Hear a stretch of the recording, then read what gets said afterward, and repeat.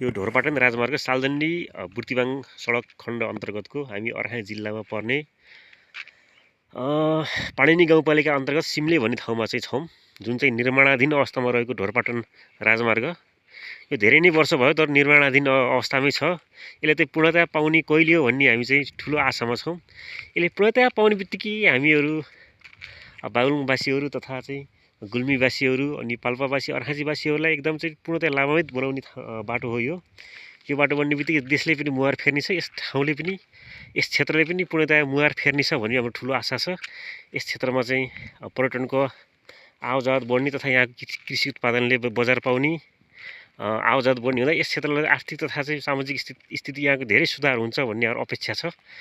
आशा छ छिटोभन्दा छिटो यो ढोरपाटन राजमार्गले पूर्णतया पाओस्, यो बाटो छिटोभन्दा छिटो पिजोस् अनि आगामी वर्ष चाहिँ यो बाटो हुँदै हामी चाहिँ बागलुङ जान पाइयोस्। धन्यवाद।